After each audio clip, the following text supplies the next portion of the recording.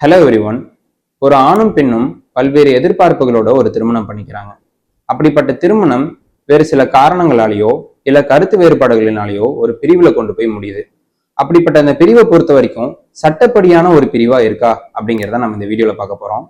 பொதுவா தம்பதிகள் வெறும் ஒரு வெத்து பேப்பர்லயோ இல்ல ஒரு பத்திர பேப்பர்ல நாங்க ரெண்டு பேருமே பிரிஞ்சுக்கிறோம், மனப்பூர்வமா நாங்க இனிமே ஒரு கணவன் மனைவியே இருக்க போறது இல்லை அப்படின்னு சொல்லி அதை நோட்ரைஸும் பண்ணிக்கிறாங்க. அப்படி ஒரு நோட்ரைஸ் பண்ணிருக்கக்கூடிய அந்த அக்ரிமெண்ட் செல்லுமா? அது சட்டப்படியான ஒரு விவாகரத்தான்னு பார்த்தா அது கண்டிப்பா ஒரு சட்டப்படியான விவாகரத்தே கிடையாது.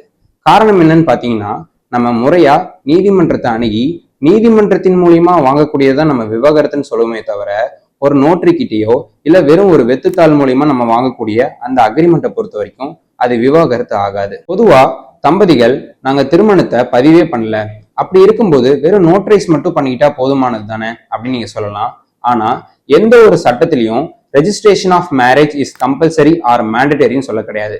அப்படி இருக்கும்போது ஒவ்வொரு தரப்பினர்களும் அவங்களுடைய திருமணத்தை அவங்களுடைய மதத்தின் அடிப்படையில மேரேஜ் பண்ணிக்கிறாங்க. அப்படி இருக்கும்போது இந்த இடத்துல ரெஜிஸ்ட்ரேஷன் ஆஃப் மேரேஜ் இல்லை அப்படின்னாலுமே அவங்க கட்டாயமா டிவோர்ஸை பொறுத்த வரைக்கும் நீதிமன்றத்தை அணுகிதான் வாங்கணுமே தவிர ஒரு நோட்டரி கிட்ட நோட்ரைஸ் பண்ணிக்கிட்டாங்கன்னா அது செல்லாது. சப்போஸ் அந்த தம்பதிகள் வெறும் நோட்டரி கிட்ட நோட்ரைஸ் மட்டும் பண்ணிட்டு வேற ஒரு திருமணம் பண்ணிக்கிறாங்கன்னா அது பைகமின்னு சொல்லக்கூடிய பிஎன்எஸ் செக்ஷன் 82 கீழே ஒரு அஃபென்ஸ் ஆகும். ஸோ போலீஸ் என்ன பண்ணுவாங்கன்னா அதுக்கான வழக்கு பதிவு பண்ணி அவங்க மேல அந்த சார்ஜஸையும் ஃபைல் பண்ணுவாங்க. அதனாலதான் நம்ம சட்டப்படி நீதிமன்றத்துல வாங்குறது மட்டும்தான் டிவோர்ஸ் அப்படின்னு சொல்றோம். நோட்ரைஸ் பண்றது சட்டப்படி செல்லாது அப்படிங்கிறத நம்ம சொல்றோம். பொதுவா திருமணத்தை பொறுத்த வரைக்கும் அந்தந்த மதத்தினர் அவங்களுடைய மதத்துக்கு ஏற்ற மாதிரி திருமணம் பண்ணிக்கிறாங்க. அதே போலதான் இந்த டிவோர்ஸுமே.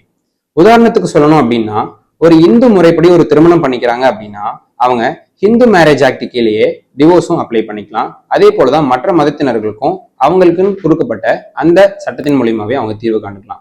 இறுதியா நம்ம என்ன தெரிஞ்சுக்கிறோம்னா, ஒரு நோட்ரைஸ் பண்ணக்கூடிய ஒரு அக்ரிமெண்ட் எந்த விதத்திலையுமே ஒரு டிவோர்ஸ் ஆகாது. முறையா நீதிமன்றத்தை அணுகி வாங்கினா மட்டும்தான் அது டிவோர்ஸா இருக்கும். இதை பத்தின தகவல்களோ இல்ல கேள்விகளோ இருந்தா கமெண்ட் செக்ஷன்ல சொல்லுங்க. அதுக்கான டீட்டெயில் வீடியோவும் நான் உங்களுக்கு போஸ்ட் பண்றேன். தேங்க்யூ.